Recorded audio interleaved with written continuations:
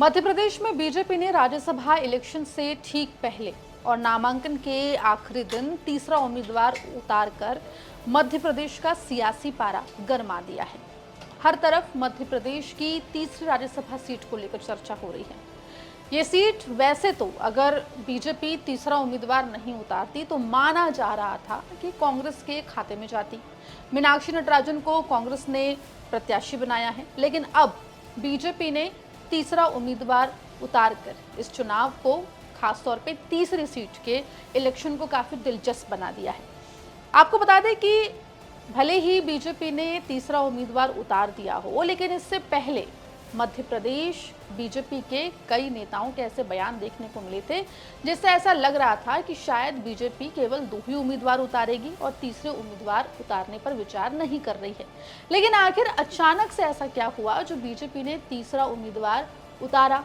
सवाल ये भी है कि तीसरा उम्मीदवार उतार कर क्या बीजेपी ने सिर्फ कांग्रेस की मुश्किलें बढ़ाई है, या फिर जैसी सियासी हलकों में चर्चा है कि तीसरा उम्मीदवार उतार कर बीजेपी की भी मुश्किल बढ़ गई है। विस्तार से इस रिपोर्ट में आपको बताएंगे। नमस्कार, आप देख रहे हैं एमपी तक और मैं हूं आपके साथ आकांक्षा ठाकुर। देखिए, इस वक्त मध्य प्रदेश की राजनीति गरमाई हुई है। बयानों के सिलसिले जो हैं वो लगातार चल रहे हैं। बीजेपी का दावा है कि वो 3 राज्यसभा सीटों पर कब्जा करेगी। कांग्रेस का दावा है कि कांग्रेस एकजुट है और मीनाक्षी नटराजन जो है वो राज्यसभा जाएगी। इस बीच हमने ये भी देखा कि कांग्रेस के नेता, कुछ विधायक दिल्ली पहुंचे हैं, जहां पर कवायद चल रही है कि मध्य प्रदेश से कांग्रेस अपने विधायकों को किसी और राज्य में शिफ्ट करेगी ताकि क्रॉस वोटिंग से बचा जा सके।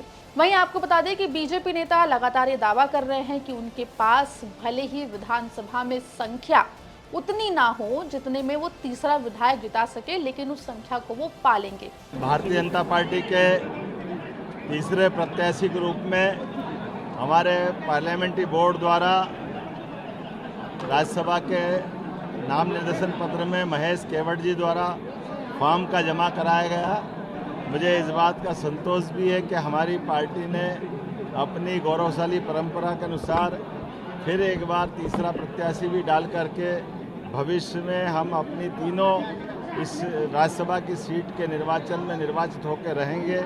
इस संकल्प के साथ आज के इस खासकर मतदान 18 तारीख को है, लेकिन नाम निर्देशन पत्र की आज आखिरी तारीख है। समय सीमा में हमारे योग्य प्रत्याशी और खास करके हमारा एक ऐसा कार्यकर्ता जो बाल्यकाल से स्वयंसेवक, विद्यार्थी परिषद, युवा मोर्चा, संघ, ऐसे कई कामों को करते करते अपने राम राजा की नगरी में आज भगवान राम का आशीर्वाद फिर एक बार निषाद राज की परंपरा को कायम करते हुए महेश केवट जी को मिल रहा है। वहीं दूसरी ओर आपको बता दें कि मध्य प्रदेश कांग्रेस के तमाम नेता ये दावा करते हुए दिखाई दे कि कांग्रेस में कोई फूट नहीं है, ना कोई नाराज है। सारे कांग्रेस विधायक एकजुट हैं और मीनाक्षी नटराजन को राज्यसभा पहुंचाएंगे। क्रॉस वोटिंग की भी जो बात है उसको कांग्रेस के तमाम दिग्गज नेता खारिज करते हुए दिखाई दिए हैं। साथ ही जो है बीजेपी के ऊपर निशाना भी साधते हुए दिखाई दिए हैं। मीनाक्षी नटराजन जी नामांकन भरने के साथ जिस प्रकार से आप विधायकों में, कार्यकर्ताओं में, कांग्रेस पार्टी में आप देख रहे उत्साह, तो निश्चित तौर से जो तीसरी उम्मीदवार के रूप में भारतीय जनता पार्टी ने उतारा है वो एक डमी उम्मीदवार है। और मैं समझता हूं कि भारतीय जनता पार्टी जिस प्रकार से अन्य राज्यों में डराने चमकाने की, खरीद फरोख्त की राजनीति करती है और उससे मध्य प्रदेश के विधायक तो कांग्रेस के कार्यकर्ता नहीं डरेंगे। ये लड़ाई महात्मा गांधी की विचारधारा की लड़ाई है, वो ये लड़ाई है नाथूराम गोडसे की विचारधारा के खिलाफ लड़ाई है। मैं समझता हूं कि इस विचारधारा की लड़ाई में कांग्रेस पार्टी और महात्मा गांधी की विचारधारा जीतेगी मजबूती के साथ।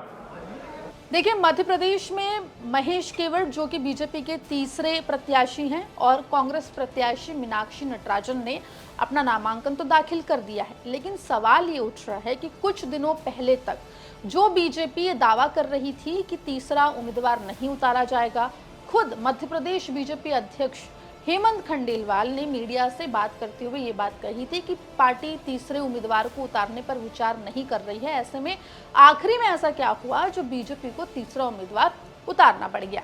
दरअसल बीजेपी प्रदेश अध्यक्ष हेमंत खंडेलवाल ने एक बयान दिया था। उन्होंने स्पष्ट किया था कि बीजेपी फिलहाल केवल 2 सीटों पर चुनाव लड़ने की रणनीति बना रही है। तीसरी सीट पर प्रत्याशी उतारने को लेकर पार्टी ने कोई निर्णय नहीं लिया है। प्रदेश अध्यक्ष ने मीडिया से बात करते हुए ये भी कहा था कि इस संबंध में कोई निर्देश जारी नहीं किया गया है। बीजेपी का पूरा फोकस 2 सीटों पर चुनाव लड़ने और उसको जीतने पर केंद्रित है। आपको बता दें कि दरअसल बीजेपी के तीसरा उम्मीदवार नहीं उतारने की मुख्य वजह संख्या बल मानी जा रही थी। तीसरी सीट जीतने के लिए 58 वोटों की जरूरत है। कांग्रेस के पास तो संख्या बल है, लेकिन अगर बीजेपी तीसरी सीट पर उम्मीदवार उतारती है तो बीजेपी को जीत के लिए 8 से 10 वोटों की यानी कि विधायकों की जरूरत पड़ेगी और वो संख्या बल बीजेपी के पास ना होना एक बड़ी वजह माना जा रहा था। तब हेमंत खंडेलवाल का वो बयान देना। अब सवाल ये कि आखिर कब ये पूरा समीकरण बदला और बीजेपी ने तीसरा उम्मीदवार उतारने के बारे में सोचा।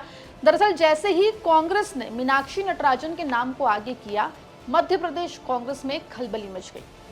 आपको बता दें, कई कांग्रेस नेताओं ने इस पूरे मामले पर अपनी जो नाराजगी है वो सोशल मीडिया पर जाहिर की और इस निर्णय को गलत निर्णय बताया। इतना ही नहीं, कांग्रेस में खेमेबाजी की अटकलें जो हैं वो तेज हो गई और ये कहा जाने लगा कि मीनाक्षी नटराजन के उम्मीदवार बनाए जाने से मध्य प्रदेश कांग्रेस के कई नेता और विधायक जो हैं वो खुश नहीं हैं और इसकी वजह से कांग्रेस में क्रॉस वोटिंग हो सकती है। माना यह जा रहा है कि कांग्रेस का जो रिएक्शन सामने आया उसके बाद बीजेपी ने तीसरा उम्मीदवार उतारने के बारे में सोचा।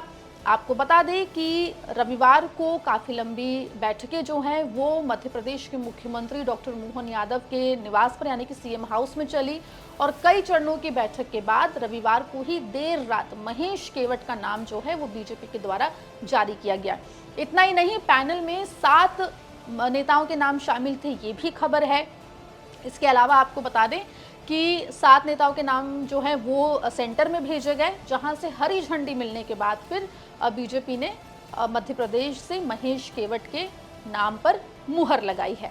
हालांकि सियासी हलकों में ये भी चर्चा है कि मध्य प्रदेश में बीजेपी ने तीसरा उम्मीदवार उतारकर सीधे तौर पर ये संदेश दिया है कि बीजेपी इस तीसरी सीट को भी पाना चाहती है और इसके लिए साम दाम दंड भेद जो कहा जाता है राजनीति में, वो करती हुई दिखाई दे रही है। बीजेपी के इस फैसले ने ना सिर्फ कांग्रेस की धड़कनें बढ़ाई हैं, आपको बता दें कि कांग्रेस को जहां क्रॉस वोटिंग का डर अब बढ़ता हुआ दिख रहा है कांग्रेस में, वहीं बीजेपी के इस फैसले के बाद मध्य प्रदेश का जो बीजेपी नेतृत्व है उसकी भी धड़कनें बढ़ी हुई है, क्योंकि इसे ना सिर्फ हेमंत खंडेलवाल बल्कि मध्य प्रदेश के मुख्यमंत्री डॉक्टर मोहन यादव दोनों के लिए चुनौती माना जा रहा है। क्योंकि अगर बीजेपी वो तमाम संख्या बल को जुटाने में सक्सेसफुल नहीं होती है, कामयाब नहीं होती है, तो ऐसे में दोनों के लिए आगे चलकर मुश्किल हो सकती है।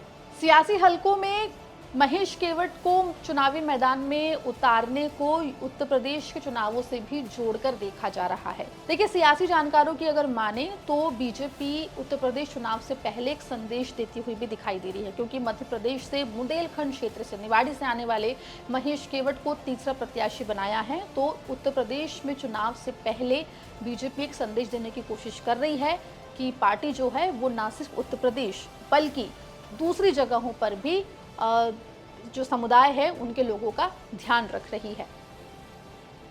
इस बीच देखिए, मध्य प्रदेश में अब तीसरा प्रत्याशी उतर चुका है। महेश केवट बीजेपी के तीसरे प्रत्याशी हैं।